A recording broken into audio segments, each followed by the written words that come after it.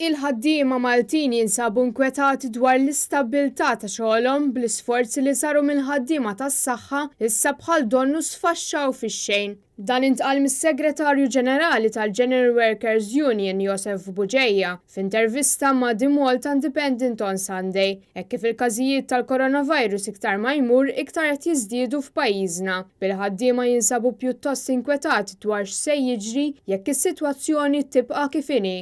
Joseph Buġejja qal li bħala union qed iħarsu kemm lejn l-aspett tas-saħħa u anke tal-ekonomija biex bekk ikunu jistgħu jassistu kull post tax-xogħol f'pajjiżna. Buġejja qal li raw differenza kif il-ħaddiema qed iħarsu lejn dan il-virus hekk kif fil-bidu kienu nkwetati għal saħħithom iżda qed jibżgħu li jitilfu xogħolhom. Fid-daw ta' żieda fil-każijiet, is-Segretarju Ġenerali tal-General Workers Union qal li l-ekonomija reġgħet sejra lura kif il-każijiet żdiedu b'mod sostanzjali. Batta ħaddiema juru l-inkwiet tagħhom. Mal-istess gazzetta, il-UHM Voice of the Workers qalet li hemm bżonn li l-Gvern minnu fih jippubblika ir-risk assessments għas-sigurtà tal-ħaddiema, mod speċjali għal dawk li ma jistgħux jaħdmu mid-dar. Il-kap eżekuttiv tal-UHM Joseph Vella saħaq li danu ta' bżonn biex jonqos it-tixrid tal-COVID-19. Bħala Union Vella fakkar li ħarġu direttivi biex dawk vulnerabbli jkunu jistgħu jaħdmu mid-dar għas-sigurtà ta' saħħithom.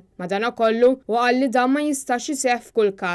Joseph Vella kompla jgħid li hemm ukoll ġenituri li ma jafux ma' min jistgħu jżommu l-itfal meta huma jkunu x-xogħol hekk kif ma jħossuhomx komdi jibgħatuhom f'xi childcare jew skola sajf minħabba li qed jiżdied ir-riskju tat-tixrid tal-virus.